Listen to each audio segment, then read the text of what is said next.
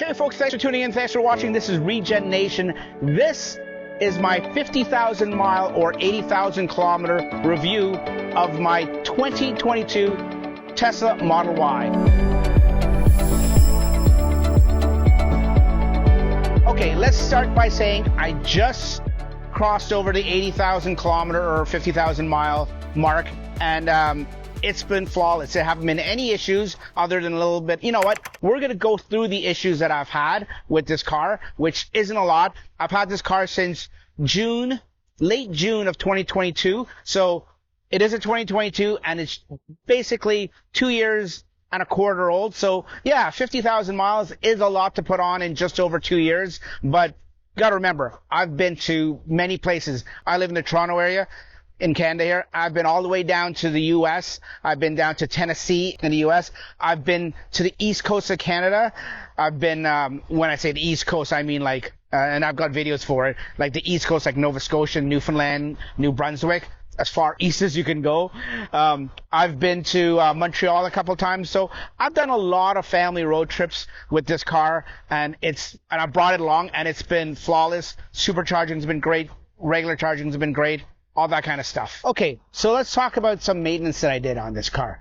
Now, as one would think, it would make sense that when you're coming up to the end of your warranty, at least the bumper-to-bumper warranty, remember, the battery and the drivetrain has an extended warranty till close to, I think, 120,000 miles or 200 kilometers or something like that, or close to it. So don't have to worry about that. But for the bumper to bumper, like the other stuff, like suspension, interior, trim, fit and finish, that has 50,000 mile or 80,000 kilometer warranty. So one would think when you're coming up to the end of the warranty, you know, either go to Tesla, and now not all service centers offer an inspection where you pay like an hour or 2 hour labor rate, and they inspect the car and they do it. Or you could go to an independent shop that specializes in Teslas that do it. There is one here in Southern Ontario, Wheeler Automotive. So I went to my buddy Cyril, and full disclosure, this isn't sponsored or anything. I paid for the inspection. And what he does is he goes through to make sure that if there's anything that's going or breaking down or is about to break, or or is broken or defective on the car that's under warranty, get it repaired under the warranty while it's still under warranty. So that's what I did. I took it there. There's about 7 or 8 small things. When I say small to medium things, nothing serious. Some of the suspension, like the famous control arms and knuckles and bushings and stuff like that, they were on there. So I got them to fix that. I won't talk about what service center I went to here in Southern Ontario, but they used to be good. Now they're not so good. They're very, very picky, and they gave me a hard time. But you got to stay firm with these guys. Stay firm with them, and they will they will come through, and they will come around, I should say, and you'll get your stuff done. Now, other than that, like the car itself, when I first got it, it was PPF'd. So from front to back, I've got a full PPF done on it. So it's protected the paint. We know what Tesla paint's all about. So, to get it done when you can is actually a good idea. Aftermarket 19-inch wheels. I didn't like the rims that were on there. The 19-inch, whatever they are called, it escapes my brain right now.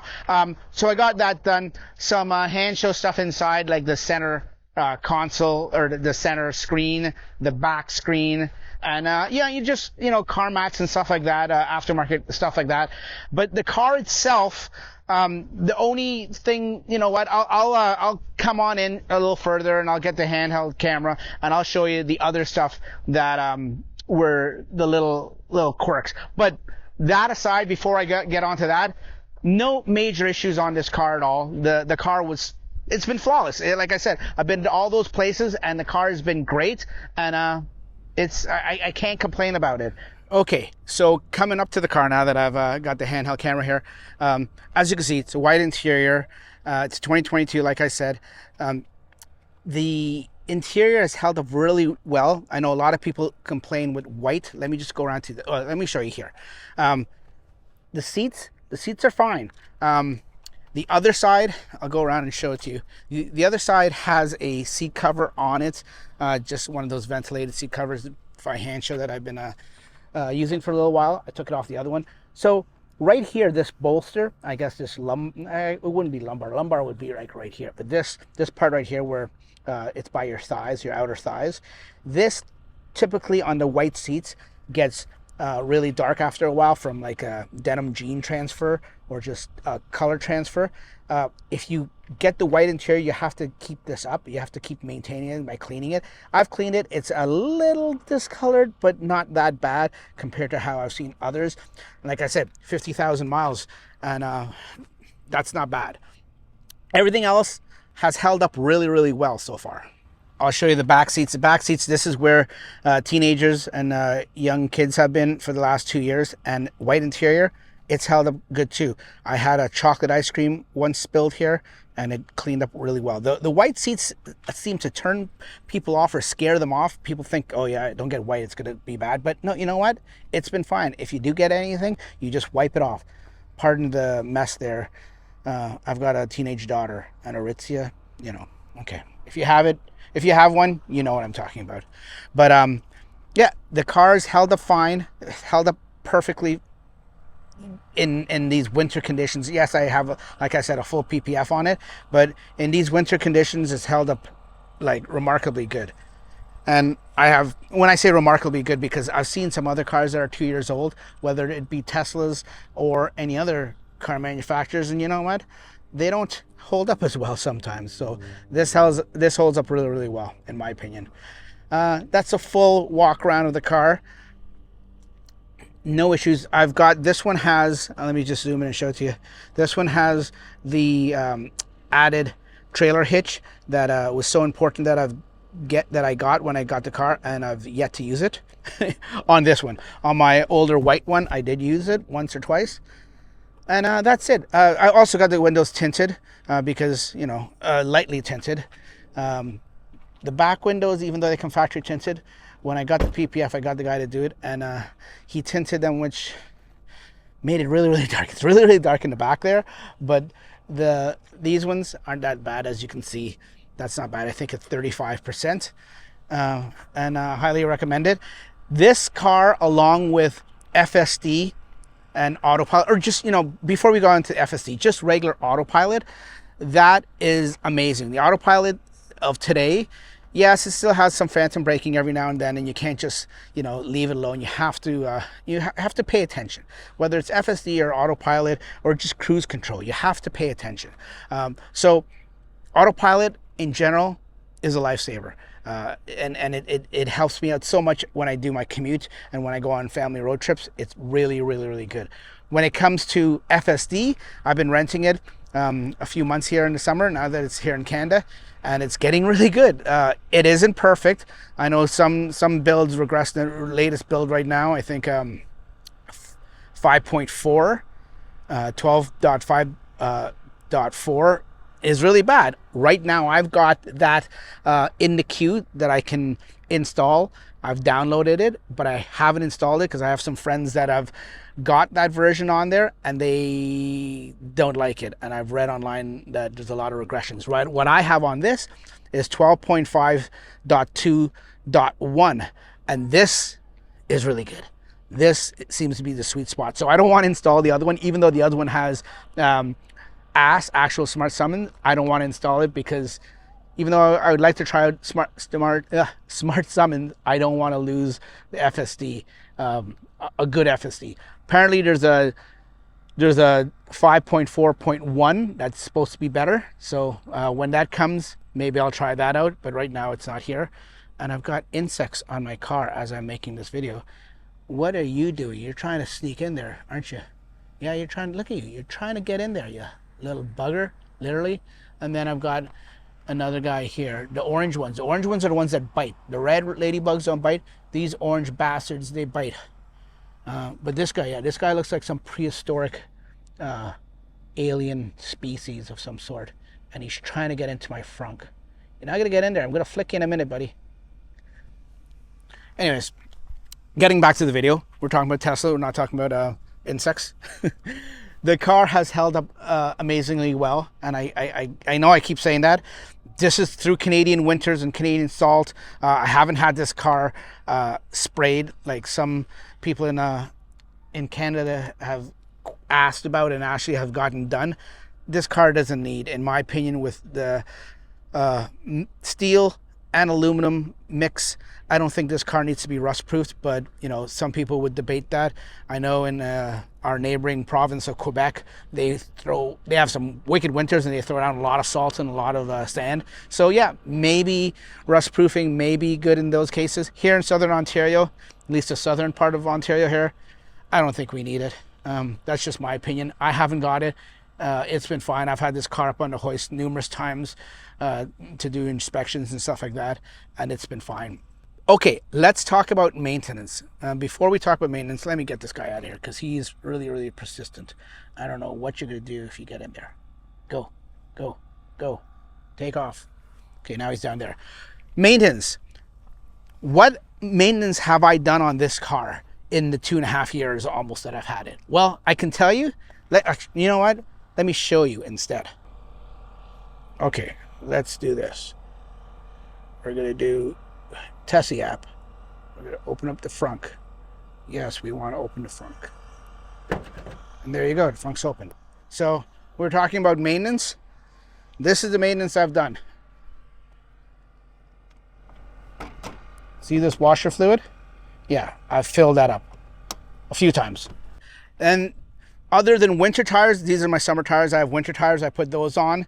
I change the tires when I need to. These are the original 2.5 years.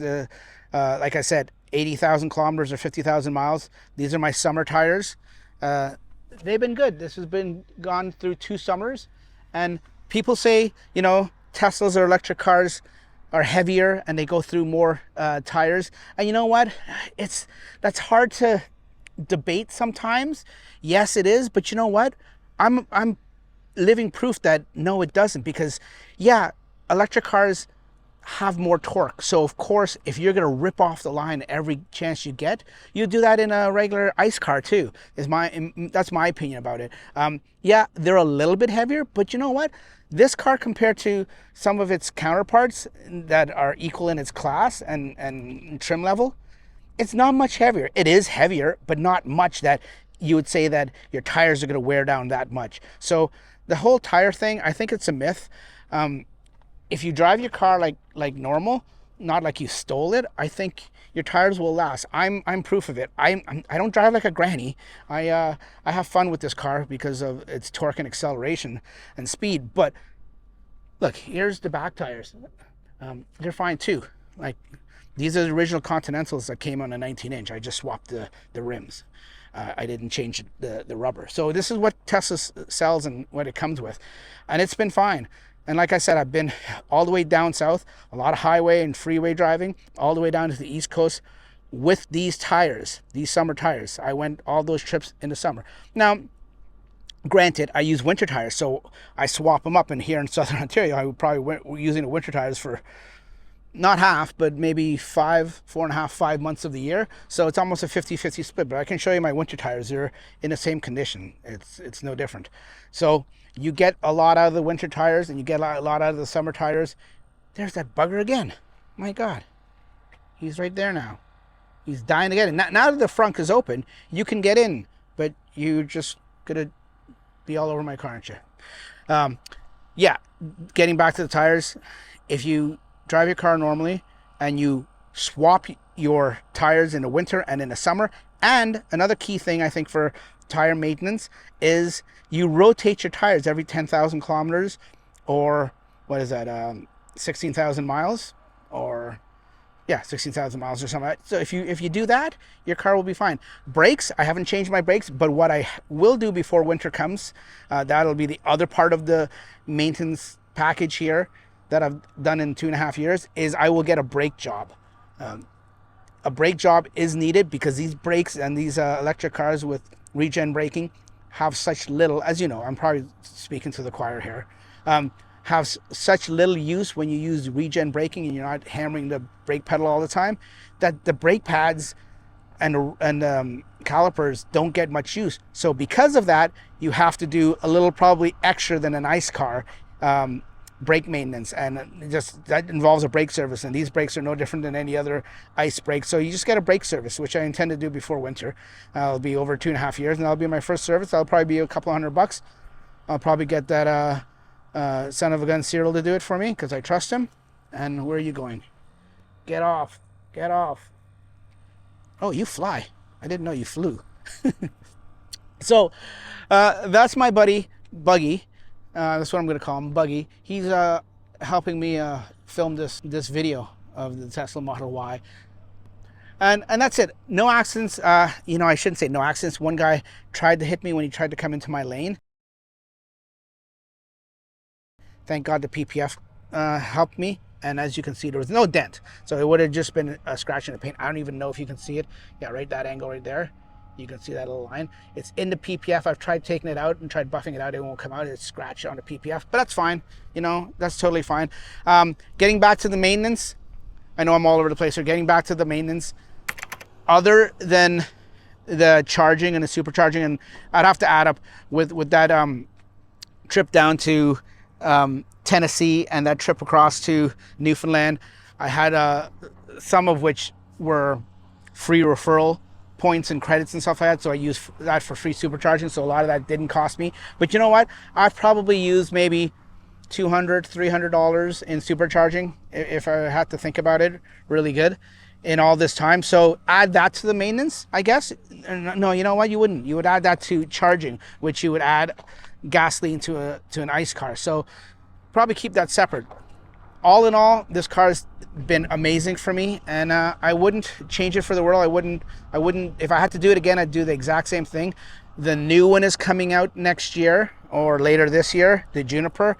Really interested and excited to see what that's going to look like. But until then, folks, that is my 50,000 mile, 80,000 kilometer end of warranty review on this 2022 Tesla Model Y. Thanks for watching. We'll catch you on the next one. Take care. Bye-bye.